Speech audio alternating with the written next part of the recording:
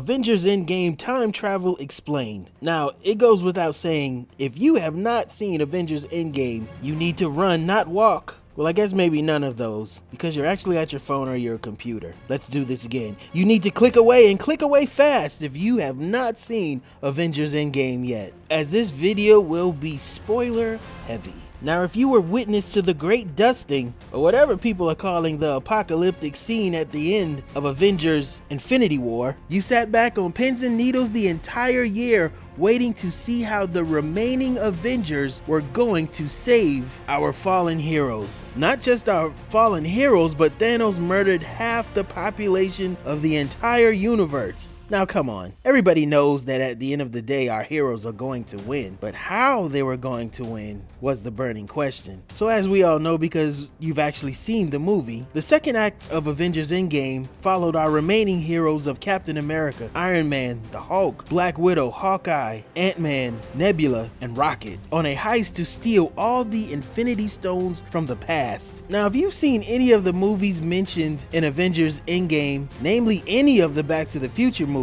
you know that time travel can be a very convoluted thing. And because time travel isn't actually a real thing, there has to be rules set in a movie that conveys to the audience how time travel actually works. And in Avengers Endgame, we get this bit of exposition from Professor Hulk, followed by the Ancient One, when Hulk visits her to get the Time Stone in 2012. So basically in this movie, when you time travel, you are able to change things, but it will not affect the version of the present that you come from. According to the rules of Avengers Endgame, changing the past creates a whole new parallel timeline. Our remaining heroes are able to return to their own version of the present because they're using the quantum realm, which within itself brings a whole new meaning to the word convoluted. The quantum realm is allowing them to travel through both time and space, and that's why when they return home, they return to their own present rather than the present version of the altered timeline that they created. In other words, what they do in the past does not affect the present that they left. What they do in the past can only create its own parallel timeline. The physical location in the quantum realm where they exit to the present will always be their own present regardless of what happens when they go to the past, which explains in the movie how when present Nebula kills past Nebula, it doesn't in turn cause present Nebula to disappear. Does that make sense? In other words, this explanation explains why present Nebula didn't die when she killed old Nebula. Oh crap, now I don't understand. But I think you get the gist. The Ancient One expounds on this. She explains to the Hulk that she can't give him the Time Stone because the timeline that she lives in will suffer if she does not have the Time Stone. And just as a point of reference as to what she's actually talking about, if you remember from Doctor Strange, without the Time Stone, Dormammu would have taken over the entire universe if Strange did not have the Time Stone to trap Dormammu in a time loop. Now after this, Hulk does his best to try to reassure her that he has every intention of bringing back the Time Stone. However, as you well know, the Ancient One was not having none of that. She was never going to give Hulk the Time Stone. However, as an afterthought, Hulk mentions that Doctor Strange felt that it was necessary and imperative to give up the Time Stone, and that action was the only way to put into motion the chain of events that would allow the Avengers to ultimately be victorious. Only upon hearing that did the H1 decide to give Hulk the Time Stone, reasoning that Doctor Strange was and is supposed to be the best of her line.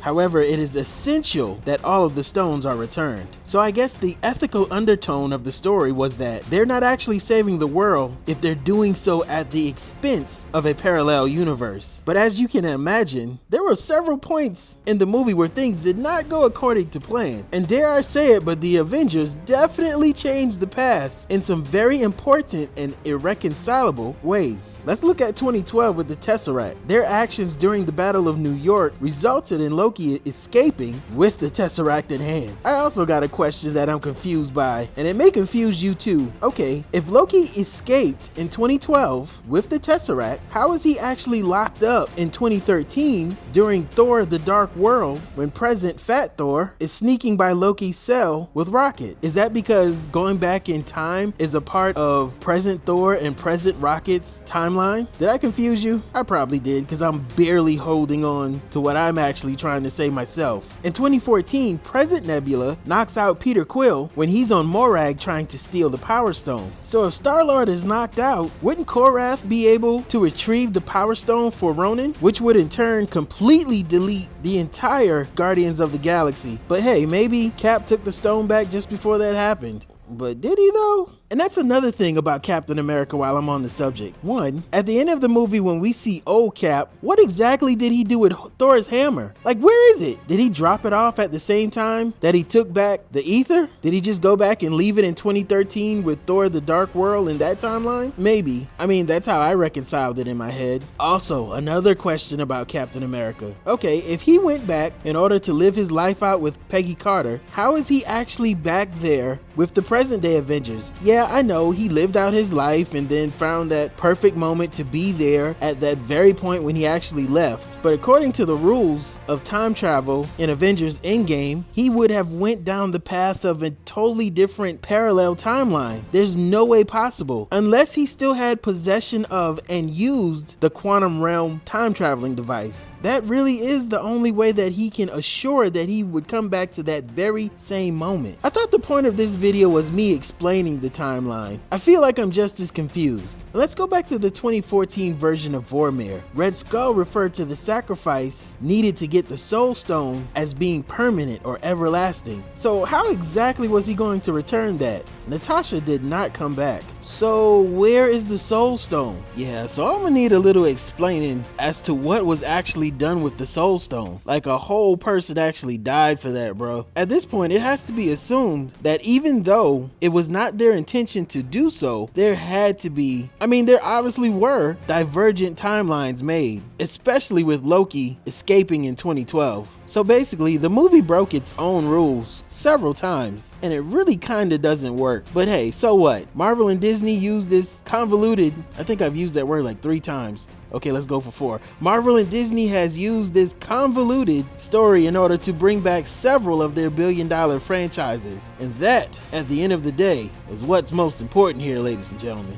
And you better like it or you're gonna have to deal with Darth Mickey. And I promise you, you do not want no problems with the mouse. Like, subscribe, turn on the notifications, you know, the normal things that are begged for at the end of a video. More videos coming soon. Appreciate you spending this time with Rubbish Media. Let's talk some more in the comments. Tell me what you think.